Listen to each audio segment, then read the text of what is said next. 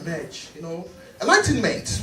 Before the Enlightenment, did we have something we call the racialized order?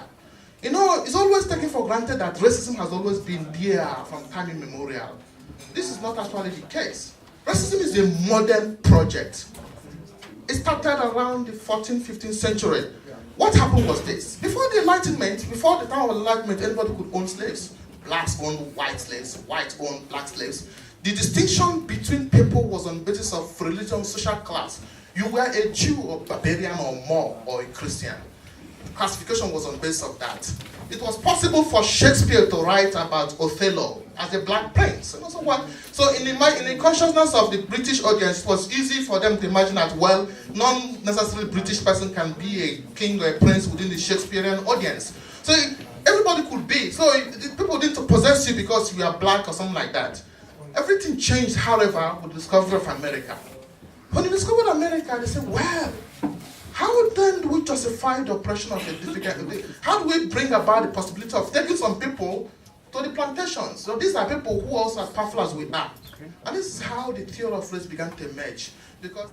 Et maintenant, nous entrons de plein pied dans l'époque coloniale ou la colonisation. Und jetzt werden wir uns mit der Kolonialzeit und mit der Kolonialisierung beschäftigen. And now we're going to talk about the core issue of slavery and colonization. Et pour illustrer cela, j'ai choisi de parler de Windhoek, la colonisation et le génocide des Herero.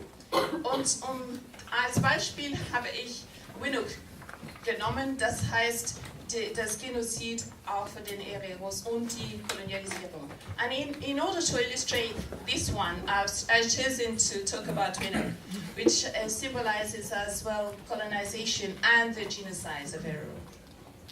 Lorsque les Allemands firent l'inventaire des ressources naturelles de la Namibie, als die Deutschen die ganzen natürlichen Ressourcen Namibiens aufgelistet haben, when the Germans made a list of all the natural resources of Namibia, ils se trouvèrent devant un triste tableau. Sie hatten vor sich eine ganz blasses Bild. They were confronted with a very an image which was not very blatant.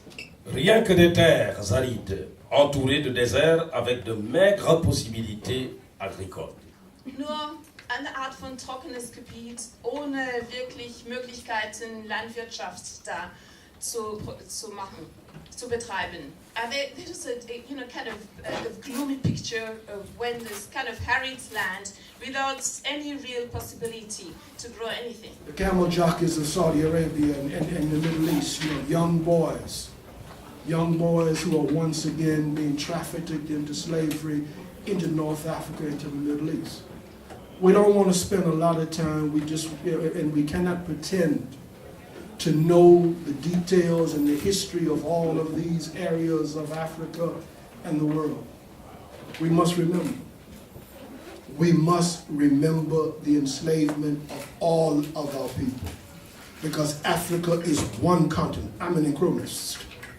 There is no such fiction as north of Africa and south of the Sahara. I'm a secularist. There's no confusion in our mind that our mother is one. Therefore, we must be concerned about all of our mother's children. All of our mother's children, not just ourselves.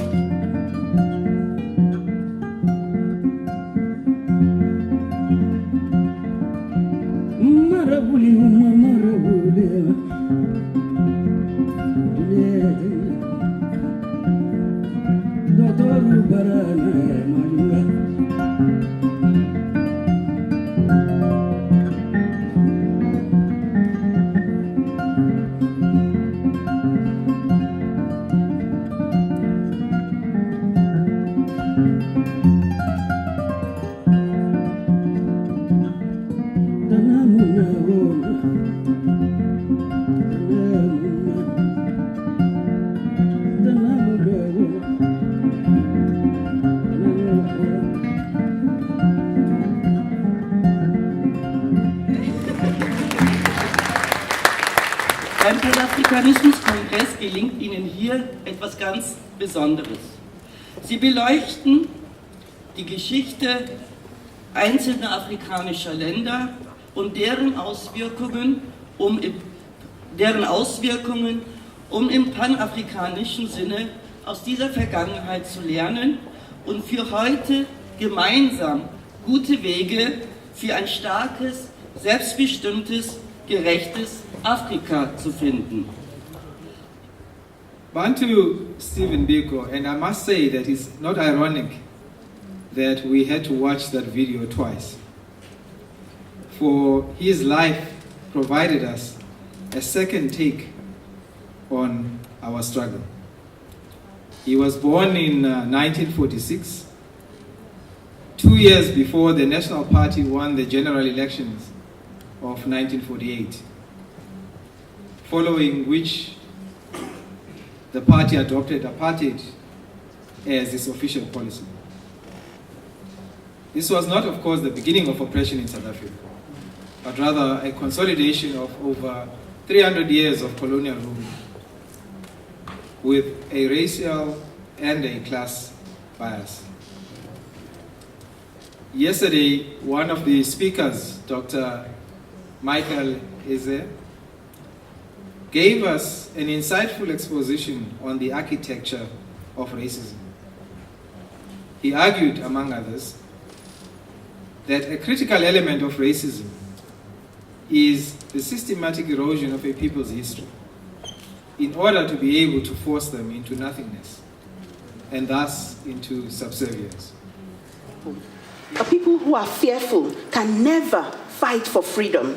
A people who are fearful can never, gain their liberation. The other thing about this legacy of Biko, I want to touch on, is the question of his mission, the mission of his generation. Steve Biko discovered the mission of his own generation. And as you know, I like to quote Fanon, because to me it remains eternally relevant that every generation, out of relative obscurity, must identify its mission and either fulfill it or betray it. Biko identified the mission of his generation. And what was that mission? The deconstruction of white supremacy in Azania. You see, there are two things. You can fight against an enemy, yeah? And you're fighting against the injustice, the oppression of that enemy. But even more important is the fight against the philosophy of the enemy. That is important because that is the foundation, as it were. So we do not see ourselves as a black elite. Of course, we cannot dictate to groups what ideology they want to adopt. If they want to call us an elite, it's up to them. But we believe that South Africa, after 3.5 centuries, does not in 2013 have a black elite. What we do have, and this again is statistics from the researchers, is a black middle class and a black lower middle class. According to the latest research of 2012, 60% of South Africans belong to what they call the floating lower middle class. In other words, they go up and down. They go under the middle class, they go up to the lower middle class, and so on. That is what South Africa has been able to produce. It has not been able to produce the South Africa of our dreams. This was not infiltration. They were known to be members, and there have always been this cross-cutting membership. They were elected because they were trusted, and they were dedicated fighters. Fact, Nelson Mandela, in his speech to the Congress of South African Trade Unions, also part of the Revolutionary Alliance, before the elections, explaining the ANC's election policy, explained it, the platform, and then he put down his speech and he said, there were 3,000 delegates roughly there that day, and he said, I know that some of you believe that the ANC will betray the working class. He said, but you are the ANC. And if you think that the leadership has betrayed you, replace the leadership. Good politics, I would say. Good understanding of democracy and leadership. And then he said, I know that many of you are members of the Communist Party and you think we will betray you.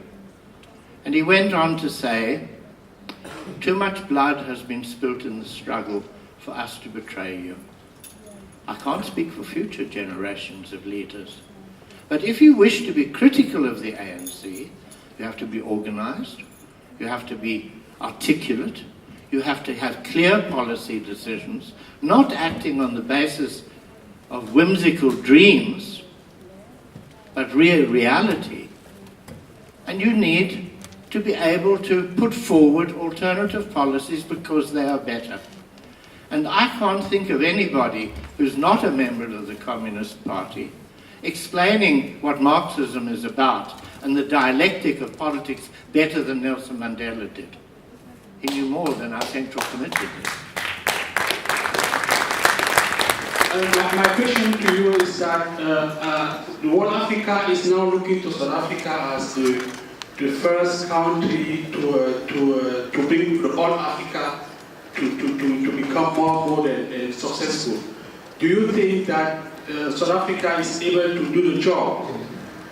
There is a sense in which history tells not of what happened in the past, but is an important tool to help a people reimagine themselves. So control of the narrative is a very, very important part of the project to rebuild not only South Africa, but the Pan-African dream. You know, who has a powerful quote, you know, summing up the role of history generally, and I'm just, you know, summing up, says, history is a clock that tells a people where they have been, where they are at now, and where they still must go. And you know, there's Chancellor William, there's a lot of these stories.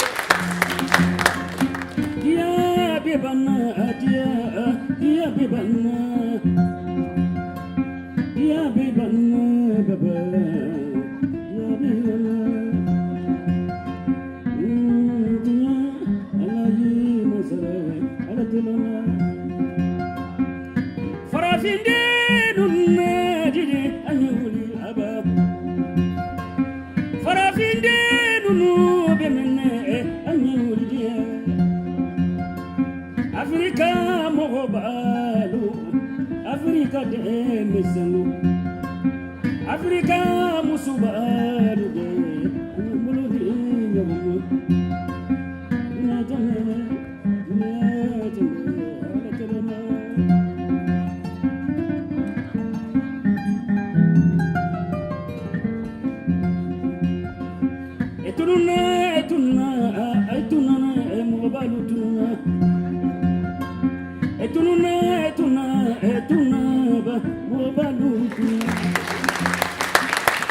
Many of my people who survived the atrocities on the mainland were brought there and thrown into the notorious Swakopmund and Luderitz concentration camps, where so many of my people have died, whose graves are seen by those visiting those places.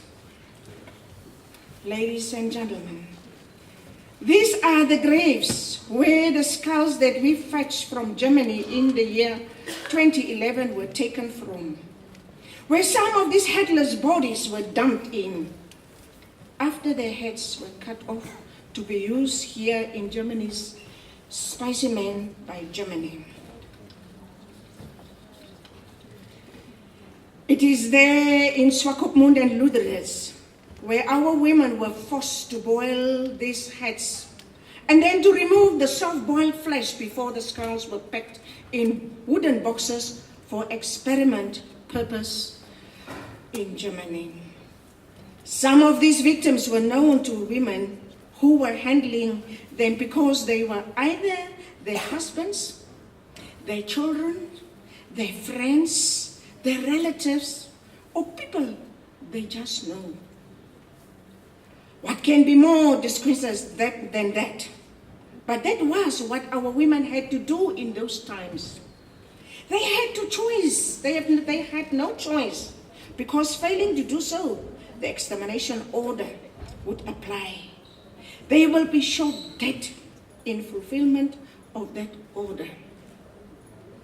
It was there in Lüderitz, Swakopmund, that our women were forced to dig the graves of their loved ones that were killed through the extermination order, while the German soldiers were standing around with guns, ready to shoot women. It was there in Lüderitz and Swakopmund, where many of the Ovaherero and the Nama people were shipped to Cameroon and Togo, and where many died of malaria and other tropical disease shortly after their arrival. It was there in Lüderitz and Swakopmund where many of the Nama and Ovaherero people were taken to Shakaland near Lüderitz after it was realized that the concentration camp was getting fuller by the day. That exists at the final limit of destructive human experience. That is one definition. And of course, the word genocide was coined already by Lenkin in 1943 from the root words of Greek, genos, and the Latin word of side. So that is how genocide actually came to be put together. But that is not to say that was the first time that genocide happened. That is just the word genocide origin. Yes, please.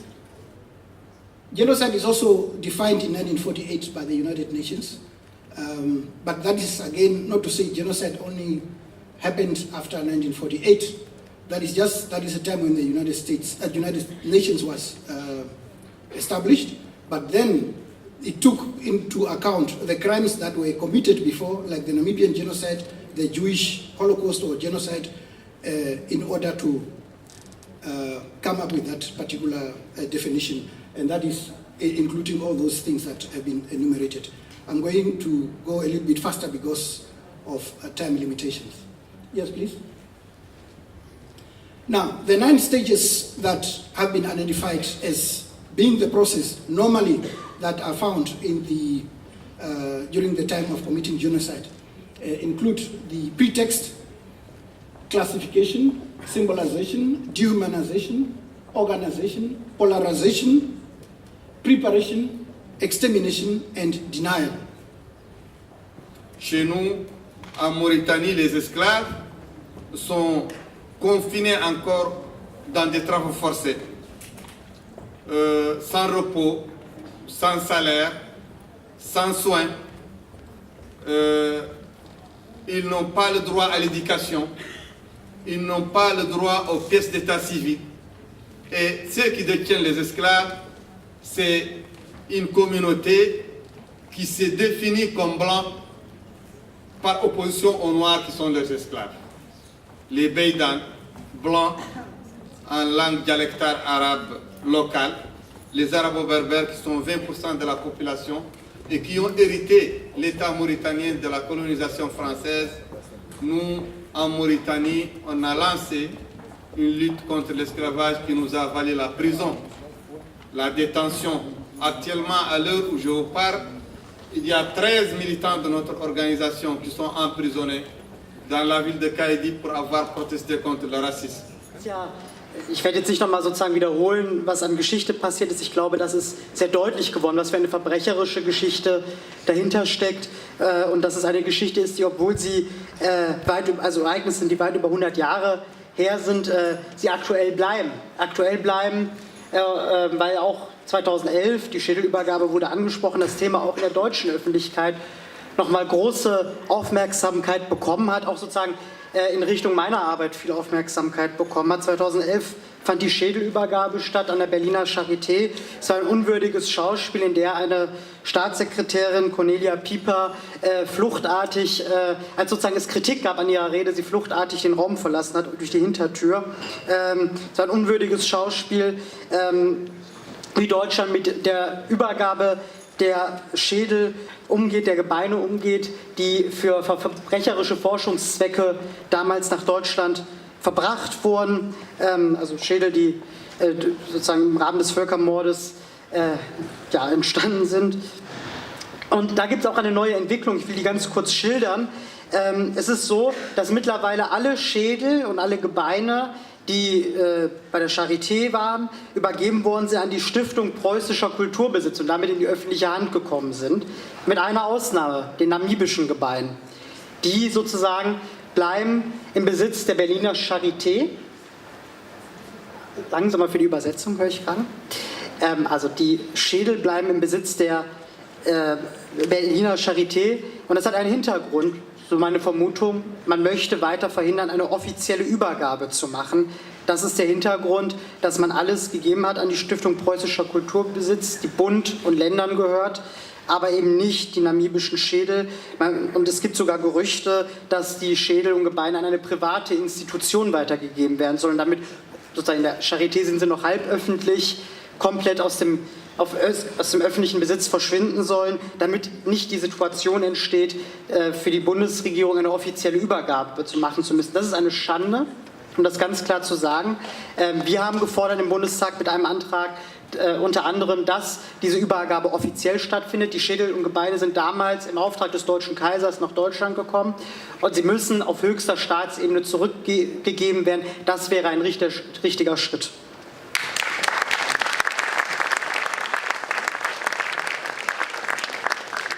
Wie gesagt, wir haben dazu eine kleine Anfrage gestellt, die wird jetzt nächste Woche rausgehen an die Bundesregierung zu diesem Thema. Wir werden auch in dieser Legislatur als Linksfraktion das Thema der Versöhnung und der Aussöhnung hochhalten.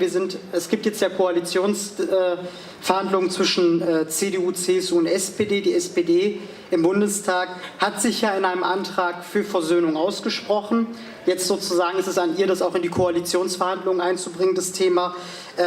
Und ein wichtiger Punkt, der aber oft in der Debatte auch im Bundestag zu kurz kommt, ist das Thema Reparation. Um das auch ganz klar zu sagen, da war der Antrag der Linksfraktion der einzige, der auch dieses Thema aufgegriffen hat und gesagt hat, ja, natürlich muss es Reparation geben für begangene Verbrechen, die dort geschehen sind.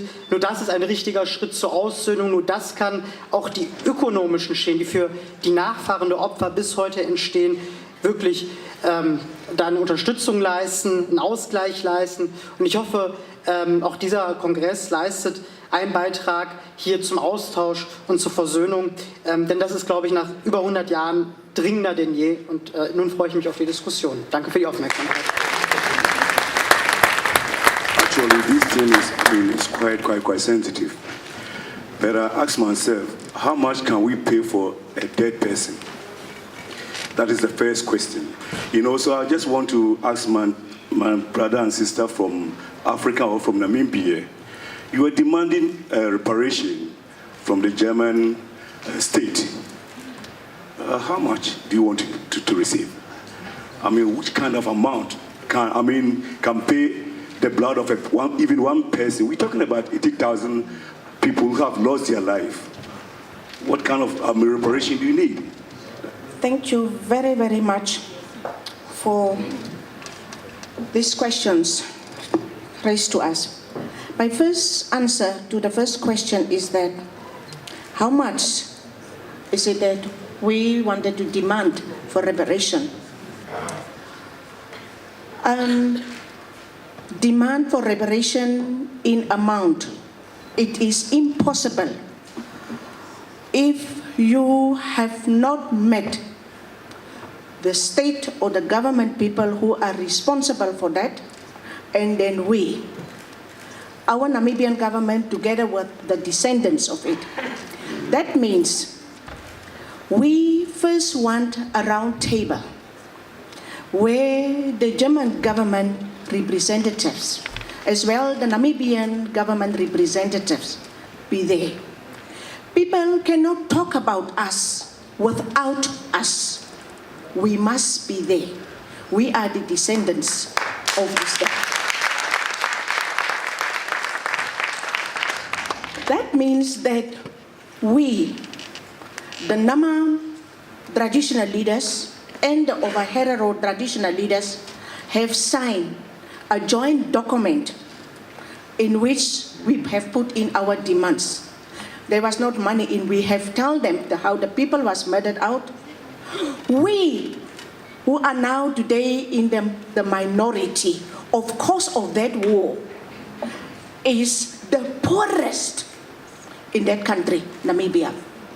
If I can talk about the south, which is today the richest, which is the richest region down there, we don't have anything. And these things are caused by the previous government which have killed our forefathers. So let's sit around the table and we put in, that means it's for universities, it's schools, it's roads, it's houses, and. But we cannot give a price now of saying that is what we want.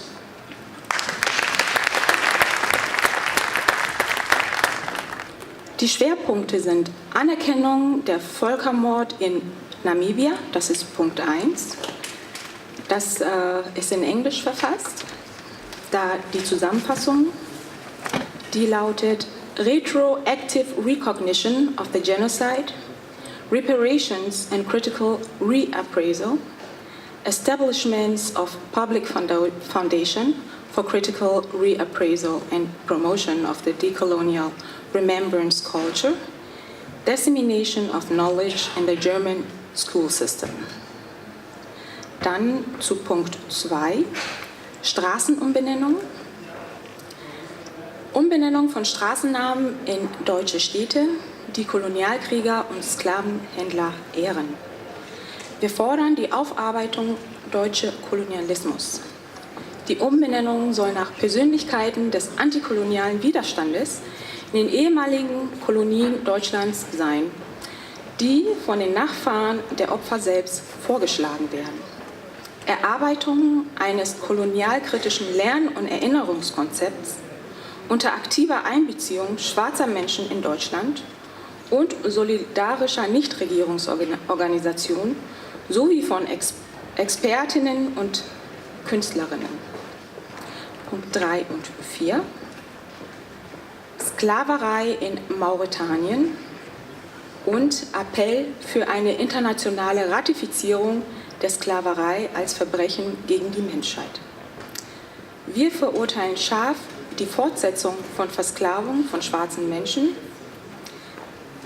in Mauretanien und appellieren an die mauretanische Regierung, die Maßnahmen zu treffen und diese anachronische Situation zu beenden und alle von Mauretanien ratifizierte Menschenrechtskonventionen in die Tat umzusetzen.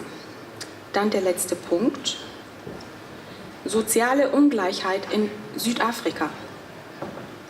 Angesichts der erzielten Erfolge bei Abschaffung des Apartheids, Zunahme der Schulbildung von 11- bis 13-Jährigen, Wohnungsbau, 11 Amtssprachen für einen besseren Zugang zu Informationen, stärkeren sozialen, politischen und wirtschaftlichen Teilhabe und zur Erhaltung der verschiedenen Kulturen und der afrikanischen Zivilisation. Programme wie BBE, gezielten Empowerment im wirtschaftlichen Bereich. Aber auch angesichts neuerer Gefahren wie der neuen Rauschgifts, da bin ich mir jetzt nicht sicher, ob ich das richtig ausspreche, Uhungu, in den Townships, weiterhin herrschenden ungerechten sozialen Verhältnisse am Beispiel der polizeilichen Gewalt während des Bergbauarbeiterstreiks in 1982, der wachsenden Kluft innerhalb der Gesellschaft, bekräftigen wir unsere Bekenntnis und Engagement zur Black Consciousness und empfehlen die Bereitstellung von Mitteln zu einer vollständigen Landesreform, Achtung der ILO-Normen im Bergbau und in allen wirtschaftlichen Bereichen, zur Stärkung des infolge des Apartheids und ungerechte wirtschaftlichen Verhältnisse gespaltener schwarzen Familien, Unterstützung und Empowerment der Opfer der Gewalt und das Involvement der traditionellen Autorität zur Verbreitung neuerer Vorstellungen, der gleichberechtigte Partnerschaft zwischen Geschlechter und der Männlichkeit im panafrikanischen Sinne sowie stärkerer Wohnungsbau. Das ist jetzt eine ganz, ganz knappe Zusammenfassung von den 5 Schwerpunkten der Resolution. Näheres gibt es dann in den nächsten Tagen auf der Internetseite vom Arbeitskreis Panafrikanismus. Vielen Dank. That have to do with accepting a U.S. imperialist democracy simply because in Africa we're on our knees. We still won't have it today. I'm about the idea that Pan-Africanism, which is the idea that all black people should have a united front. Right, well, we say that's right. But I'm of the idea that that's not all good. That's not all good. And the reason why is because neo-colonialism exists today, which pokes a huge hole in the theory of Pan-Africanism. Just because you're black doesn't mean you can get down. We have over 30,000 black elected officials in America today, and we've seen the most vicious imperialism that we've ever seen before. We have a black elected African president who won't do anything but attack Africa. Just because you're down, just because you're this color does not mean we're down. I think we have to make new standards for revolutionary itinerary that allows people to get a true education about what's really real. Because we'll have these Oprah Winfrey type of ideas that it can be rainbow or all good kumbaya, and it's not that way. It's not. African people selling out African people all over the globe. Neo-colonialism running rampant and imperialism is being planted in the earth inside the soil of Africa. In this moment we're being sold out by the IMF and by huge corporations who intend to continue to pimp Africa for 400 and 500 more years, and the African leadership will not stand against it.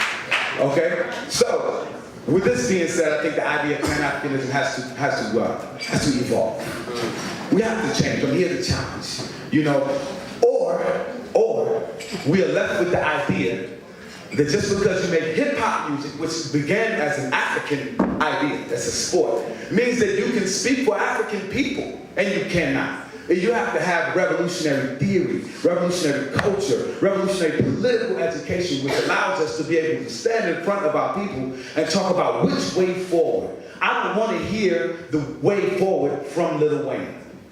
I don't, and you don't either. And you don't either. You want to hear the way forward from intellectuals who have studied the game, who have been in front of political, discourse, who have dedicated themselves to our struggle in a way that allows you to say, just because you're famous or celebrity doesn't allow you to have the voice for me. And this is what U.S. imperialism will have. They will say, this is Pan-Africanism. They will invite people who have no agenda that involves our forward motion into this conference. And you can't allow it. And I hope you don't allow it. You know, I'm glad that we're here, but we also have to be very selective about where we are toward the future. Because believe me, as you and I know, the plan is to depopulate the earth, is to control the population that is here, that is to contain the resources, take away our ability to be self-determining. We have to fight those ideas. And so, and that's what I want to talk about when we talk about Pan-Africanism. I think we need to talk about African internationalism, African power. You too can be a proponent of African power, and that's really what we need. You know.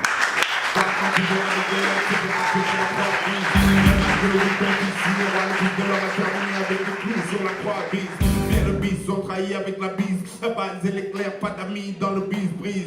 Dans la bouse, c'est le peuple qu'on abuse, c'est le peuple qu'on abuse. La misère les amuse, mise sur la crise, ces euros avec des armes. La crise, on les guise pour du sang et des larmes disent. Plein de choses pour demain, la vie en rose. Dans tous les cas, pour le moment, tout est morose. Tape ton épaule avec du poison dans la main. Quand on traîne, méfie-toi, l'arsenic est dans le vin. Et c'est pas des moments, et c'est la pas des moments. All my people keep dying, and the bullets keep flying. It's right on the place and around the kill. The revolution will be done. This is the real man. All my people keep dying. It is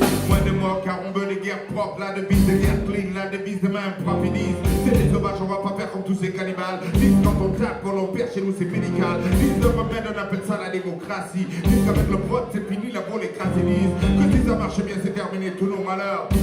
Comme en Irak c'est bien le bonheur. Disent se battent c'est pour diminuer la pauvreté. Disent pas l'éradiquer, disent juste diminuer. Disent en vérité faut qu'on dise qu'on est pauvre. On dit qu'on est pauvre, ils disent qu'ils nous sauvent. Disent plein de choses mais tu dis gouvernement. Tu dis gouvernement, gouvernement, calmement tape. Ton épaule avec du poison dans la main quand on traîne, méfie-toi, là c'est dans le bas.